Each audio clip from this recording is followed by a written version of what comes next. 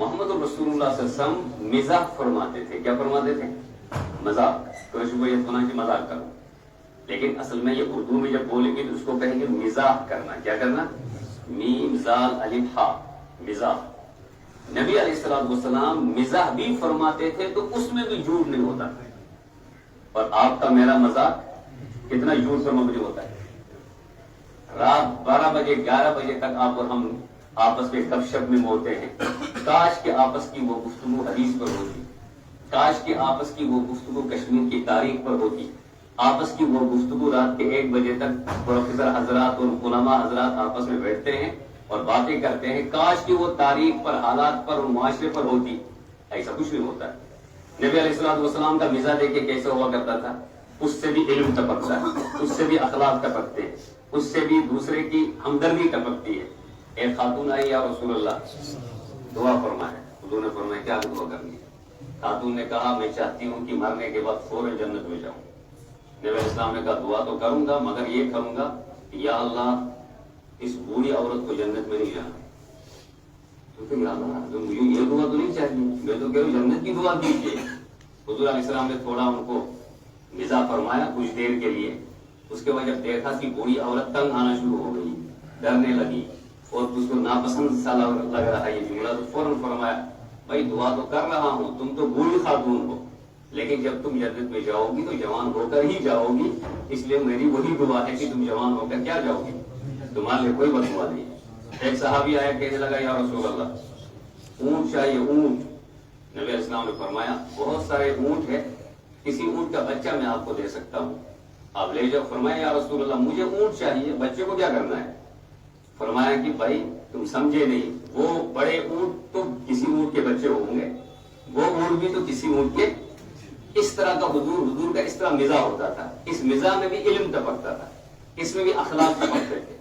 اور آپ کا میرا معمول یہ ہے کہ میں امام بنوں تو 1 منٹ کے لیے مقتدی مجھ سے نہیں مل سکتا. اتنے تکلفات پیدا کیے ہیں. کوئی پروفیسر بن گیا تو ٹکٹ کے بغیر وہاں جا ہی نہیں سکتا عام آدمی، مولوی صاحب کے یہاں جا ہی نہیں سکتا عام آدمی. اور اگر مقتدی کوئی روکدار ہو تو امام اس سے مسابقہ ہی نہیں کر سکتا. لیکن حضور کا ایسا بے تکلف ماحول تھا کہ ایک شخص آیا اور سیدھا حضور کے گھر گیا، کہنے لگا یا رسول اللہ کوئی تفصیل نہیں. فرمایا میں بھوکا ہوں، کھانا دے دیجیے. کس کو کہہ رہے تھی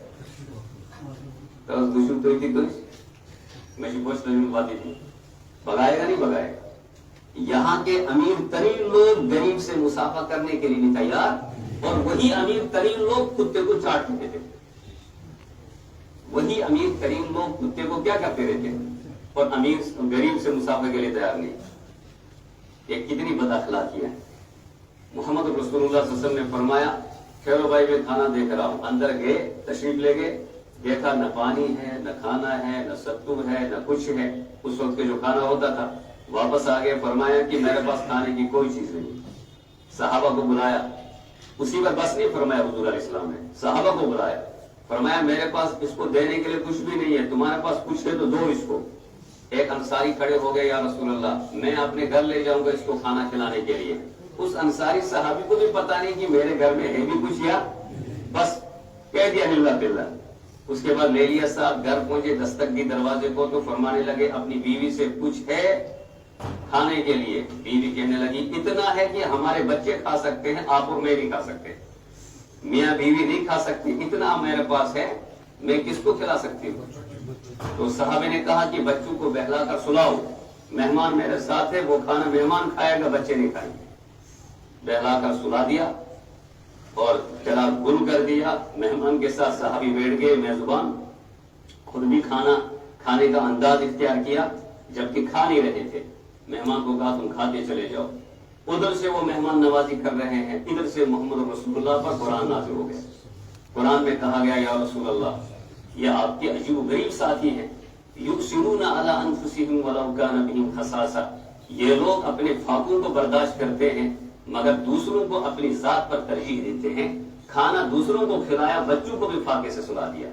کتنے لوگ ہیں جو عید کے دن، کتنے لوگوں کے پاس عید کے دن کتنی چیزیں ہوں گی، سڑ گئی ہوں گی، آج کی تاریخ میں سڑ گئی ہوں گی، مگر کتنے لوگوں کو فاقہ لگ گیا ہوگا عید کے موقع پر، نہ آپ کو پتا نہ مجھے پتا. ہم اس خوش فہمی میں بالکل نہ رہیں کہ جمعہ کے دن 2 رکعت پڑھ کر ہم نکل گئے. یہ بالکل خوش فہمی ہوگی جو باطل ہے. ہم اس کے لیے تیار ہو جائیں کہ ہماری 2 رکعت کیا کسی کام کی ہے یا نہیں.